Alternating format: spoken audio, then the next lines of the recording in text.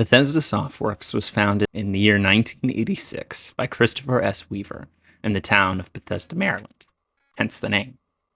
Back then, their logo looked something like this. In their early years, Bethesda created the first physics-based sports games, and their work with their physics engines was so innovative that they received an offer from Trip Hawkins, the then president of EA, to become an affiliate and design a new series of football games, John Madden Football. That's right, rather than being known for games like Morrowind and Skyrim, Bethesda almost became the team behind Madden. But Bethesda ended up choosing a different path. And a few years later, they decided to pursue what at the time was a pretty new field in gaming: action RPGs. In 1994, Bethesda released their first action RPG, The Elder Scrolls Arena. Arena featured a large world with randomly generated environments. It also included first-person combat, and apparently had a pretty steep difficulty curve that frustrated critics, who some of which couldn't even make it out of the first dungeon without dying. Despite poor reviews from critics, Arena formed its own niche and grew popular enough to warrant a sequel. In 1996, Bethesda would release Daggerfall, which was in many ways an expansion on what they did in Arena. Daggerfall also relied heavily on procedural generation to create a massive world of 160,000 square miles and 15,000 towns with 750,000 NPCs. The game was riddled with bugs for many players who were unable to even start the game. Daggerfall was also criticized for being too big, and that its expansiveness actually hindered the game, as it made much of the area either empty or repetitive. Despite these issues, though, the game still had fans, and was successful enough that they continued the series. In 1997, Bethesda released their first spin-off game, The Elder Scrolls Legends: Battlespire. Battlespire focused less on the RPG elements and more on the action elements, as well as including a multiplayer mode in which players could battle each other. The game was not very successful, and only prompted a greater desire amongst Elder Scrolls fans to have another true continuation of the series. Despite the lack of success with Battlespire, Bethesda attempted yet another spin-off game, The Elder Scrolls Adventures: Redguard. Although not a true successor to Daggerfall as a main game in the series, Redguard was more successful than Battlespire. Following Redguard, Bethesda continued to publish various other titles of other genres, while they began working on the true third installment to the Elder Scrolls series, Morrowind. When Bethesda began work on Morrowind, the company was in a tough spot. By that point, Bethesda only had 6 people left, and were eventually bought out by ZeniMax Media in 2001.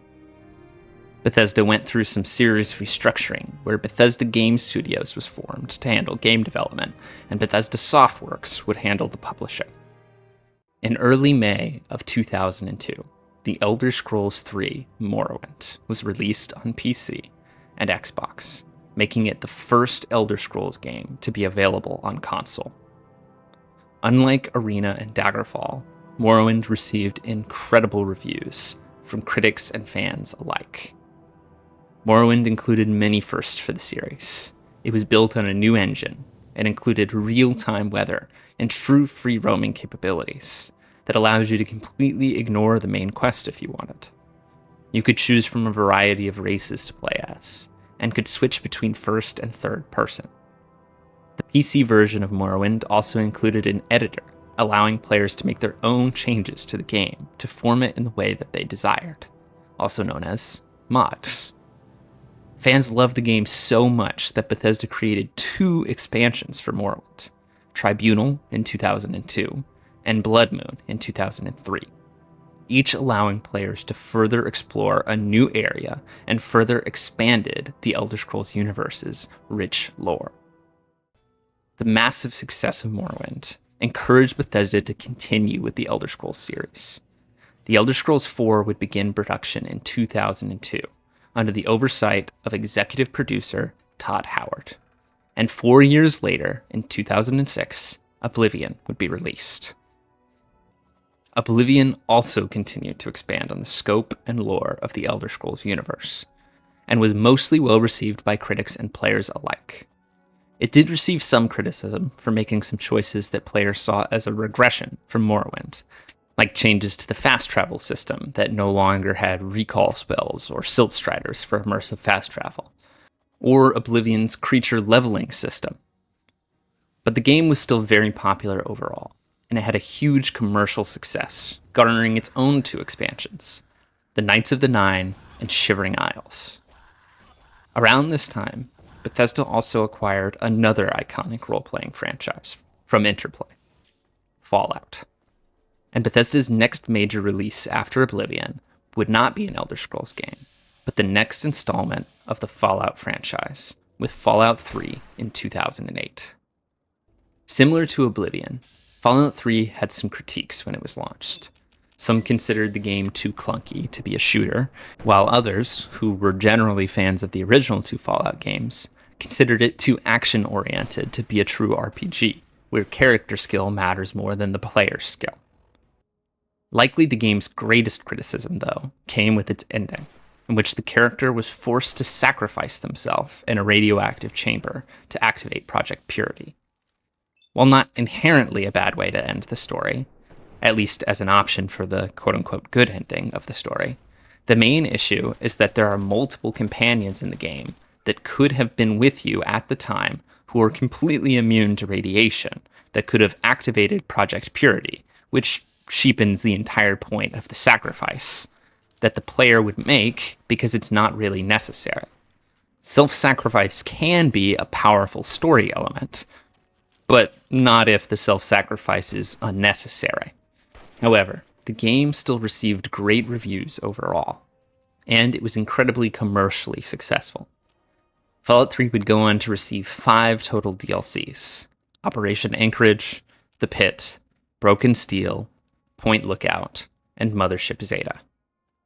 After Fallout 3, Bethesda gave their engine and their assets to Obsidian in order to make a Fallout spin-off game that would tide fans over while Bethesda focused on their next major Elder Scrolls project. Obsidian ended up making Fallout New Vegas in 2010. Fallout New Vegas kept most of the technical and gameplay aspects from Fallout 3, while returning to the western United States and refocusing its story on the NCR, a core faction from old Fallout, and introducing new factions, such as the Caesar's Legion, a new main opponent for the NCR. The initial response to Fallout New Vegas was good overall, but the game was massively riddled with bugs and game-breaking glitches, to the point where tons of people were not even able to play the game at all. This caused its initial scores to be lower than Fallout 3. However, over time, as bugs began to be fixed and New Vegas received multiple DLCs that were mostly all well received as excellent, Fallout New Vegas began to be viewed as better than Fallout 3, and today is higher rated on Steam and is generally considered to be more favorable amongst Fallout community members. From where you're kneeling must seem like an 18-carat run of bad luck. Truth is, the game was rigged from the start. Hey, you. You're finally awake. You were trying to cross the border, right? Walked right into that Imperial ambush, same as us. And that thief over there.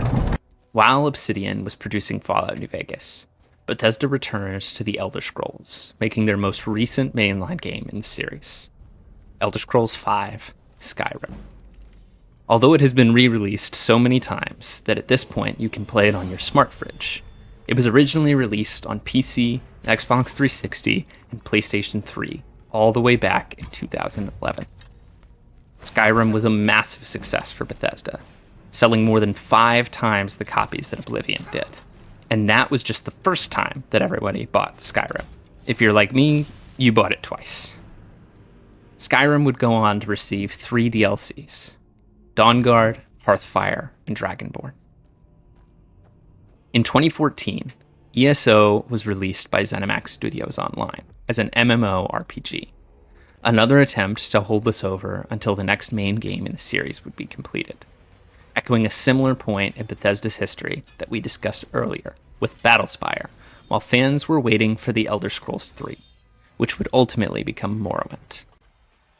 Next, we come to 2015, and the release of Bethesda's first truly divisive game, Fallout 4.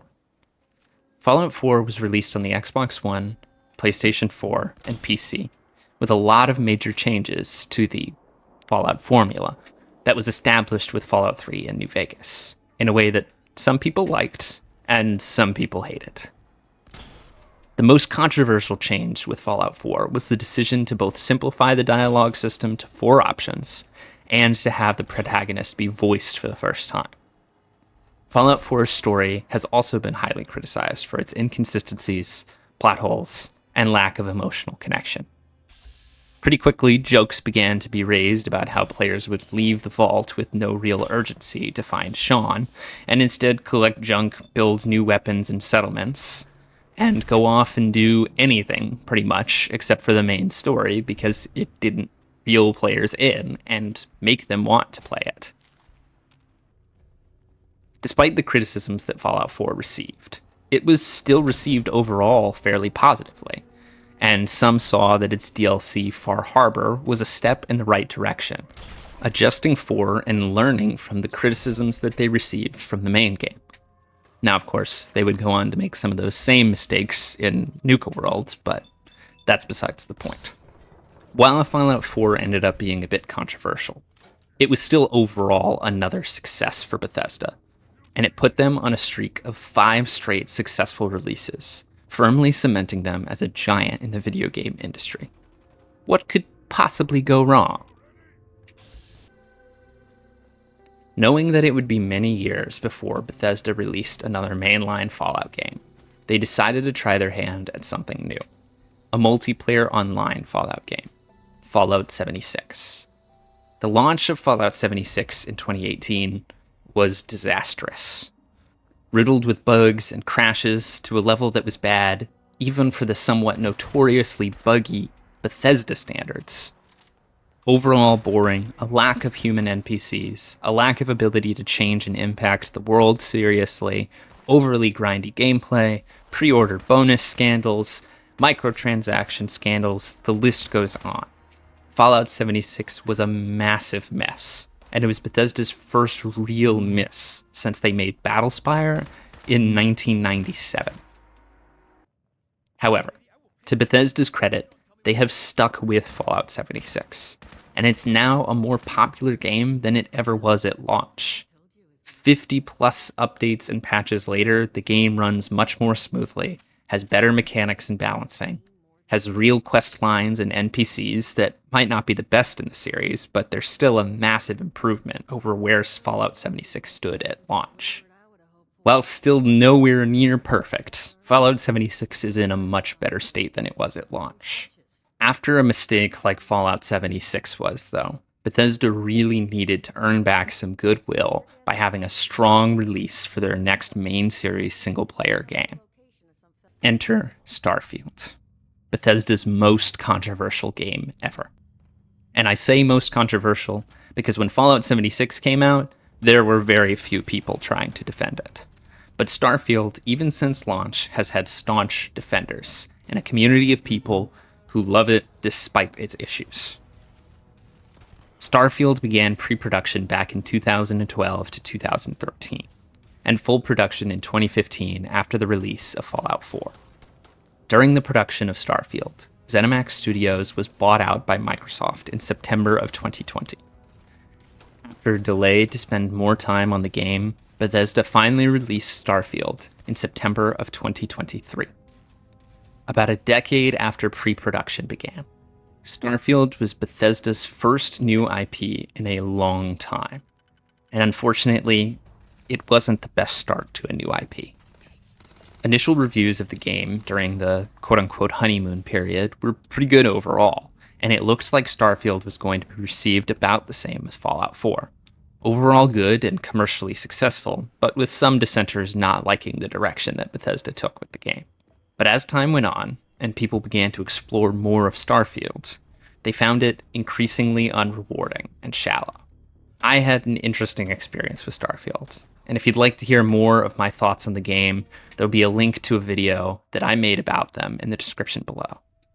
And with Starfield, we've come to the end of Bethesda's history thus far. And on the horizon for Bethesda is the Elder Scrolls 6.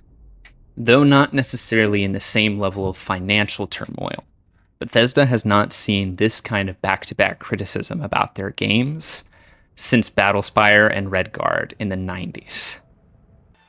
And when they had their backs pushed up against the wall in that instance, they were able to create Morrowind, widely considered to be one of, if not the best Elder Scrolls game.